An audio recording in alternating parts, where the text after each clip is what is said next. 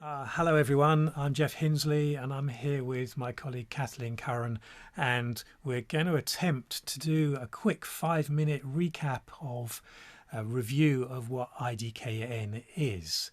So, Kathleen, can you give us a quick outline on what it is and what the purpose of IDKN is? Well, I do think it's important to just give a quickie overview of what we are talking about when we say IDKN. We start off by thinking about how we react when a strange question comes up or there's a time of uncertainty we need to make a decision about, and we're just not quite sure what to do. That's what we call that inflection point when you could go below the line. And that means this IDKN moment, this trigger, sends you to a place where either, well, maybe you don't care so much, it's not so important. It might be total panic. But the point is, we all know we should pause, but do we? Indeed. Well, when we are down there, we might be experiencing fear, anger, even depression, vulnerability, but all in all, helplessness, powerlessness. Yeah. So, what do you do? Well, we want to resolve that discomfort in some way, don't we? And we thrash around. It's a little bit like we describe it as a landscape, and this is sort of going into that messy mud, into the swamp, if you like. And the more we struggle, the more we get into it, the more we try and resolve things, the more it tends to go into a spiral and out of control. And we just get frustrated, and it all becomes an emotional thing. Um, and so what happens next is, Well, that's the point. One thing, when you say it becomes emotional, it's that reaction. And we are trying to take some kind of action to make that emotional discomfort go away. And what do? We very often react knee jerk and take some kind of action. It could be, I'm just going to uh, ignore my email and hope it goes away. I might want to just crash through and let's do like I've always done. It worked before, and let's just get it off my plate. But that reaction is very unproductive. And what it is saying, I want a solution. I want to narrow down to one thing that gets it done, gone. yes, Is that productive? Is that helpful? Is that the best outcome you could find? probably not. That's what our premise is, that if you are making decisions from a place of reacting, are you going to get your best thinking? Are you going to be able to open out the opportunities, broaden the outcome base, if you like? And that's what the body of the work is about, is to get to a different space, get out of that mud, and into a space where we can actually start to think and examine, and that's where we are above the line. And we've dubbed that the power of the pause, because pausing is a phenomenally powerful place to be, especially when you're in that I don't know. Mhm. Within that power of the pause, there's curiosity. And curiosity is safe, right? There is no Yeah, consequence to being curious. yeah, That's totally open-ended. But exactly. when you explore and consider those options, you reach a point where I'm now ready to go to the cliff face of courage. What's that about? Yeah, well, that's we've the part of the reason we stay in the mud is because we want to resolve it, but there's a perceived cost in going above the line. We have to face some personal challenge or internal goings on, and that does take courage. And we've called that the cliff face of courage. And these little dotted lines that you can see around here, they're kind of thresholds that we can cross into that courage. And as climbing up a cliff, you'd want somebody to help you, whether that's a coach or a colleague or a wise person or a team that you can talk to about this these situations in a non-judgmental and open way. And this is actually what the Sandbox is about. It's about this area here. It's about being in the paw of the paw of the powers. Ha! Edit that one. Power of the paws, and go onto the cliff face of courage, and then onwards. Yeah, so here we are breaking patterns because we've been reflecting on what is in my way. Is it that fear? Is it that worry that I'm supposed to know?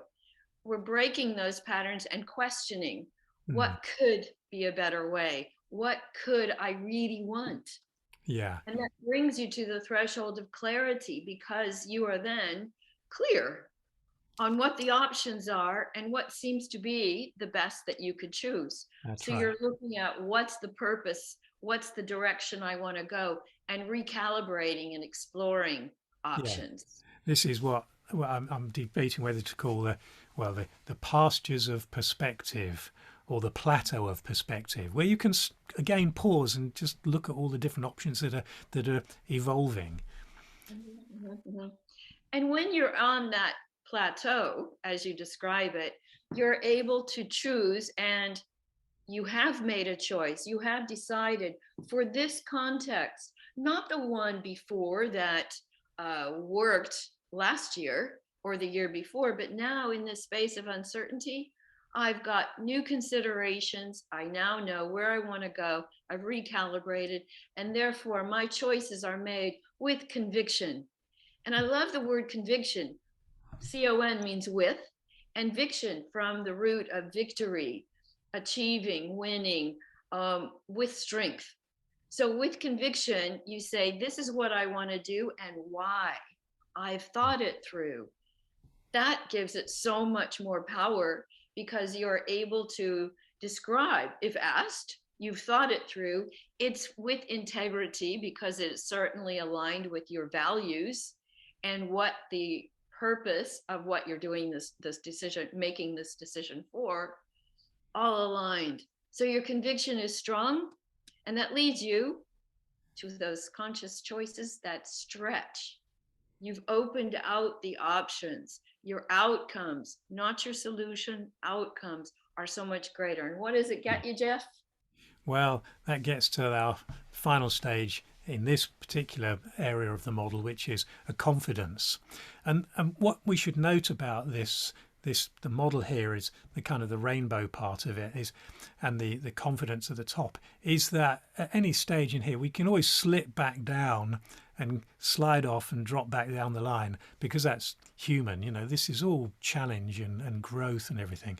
But equally, one could argue that there's a shortcut to confidence, which is going in terms of from below the line. You could sneak up the outside there to confidence. But what we're proposing here is that really that confidence would be born out of bravado, of brashness, because it's still based in reaction. So you can see from a leader's point of view, do you want to be a leader who is coming from bravado and brashness and just trying to protect yourself or resolve their situation? Or would you like to be, or would you prefer to follow a leader who has that inner conviction, having been through these thresholds and done this work, into an actual inner confidence that exudes?